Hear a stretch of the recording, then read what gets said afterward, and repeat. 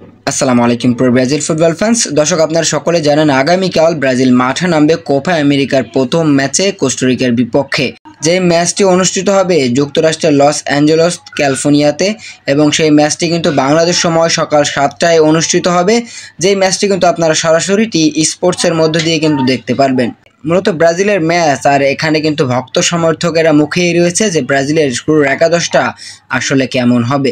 মূলত Dorival junior কিন্তু আমরা আগের ভিডিওতে আলোচনা করেছিলাম, সমস্ত গণমাধ্যম কর্মীদের তিনি কিন্তু বের করে দিয়েছিলেন যেন তার শুরুর একাদশটা গোপন থাকে। কিন্তু গ্লোবাল স্পোর্টস তারা কিন্তু দাবি করছে ডরিভাল জুনিয়র নিশ্চিত করেছে মূলত কোন 11 জনকে দিয়ে ডরিভাল জুনিয়র কোস্টারিকার বিপক্ষের ওই ম্যাচটা শুরু করতে যাচ্ছে। তো বেশি কথা না বেরিয়ে চলুন দেখি কোন 11 জনকে নিয়ে ডরিভাল জুনিয়র কোস্টারিকার বিপক্ষে মাঠে নামছেন। শুরুতে আমরা গোলকিপারে অ্যালিসনকে দেখতে পাবো, এবং ডিফেন্ডারে কিন্তু দুইজন আছে।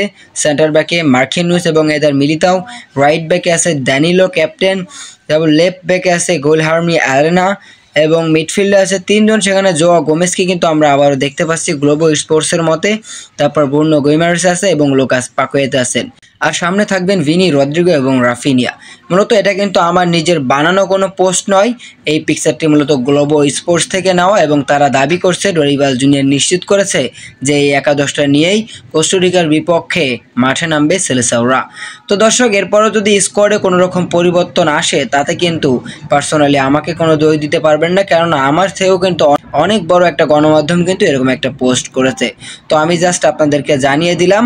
তো একটা কথা বলবো ভিডিও শেষে, আপনি যদি একজন ব্রাজিলিয়ান ফ্যান হয়ে থাকেন তাহলে অবশ্যই আমাদের চ্যানেলটিকে সাবস্ক্রাইব করবেন, কেননা এই কোপা আমেরিকার এই সিজনে কিন্তু অনেক বেশি খবরাখবর আপনারা পাবেন। সো ব্রাজিল ফুটবলের সমস্ত খবর যদি আপনারা সবার আগে পেতে চান তাহলে কিন্তু অবশ্যই আমাদের চ্যানেলটিকে সাবস্ক্রাইব করতে হবে, এবং ফেসবুক পেজ থেকে দেখলে অবশ্যই পেজটিকে ফলো করতে হবে।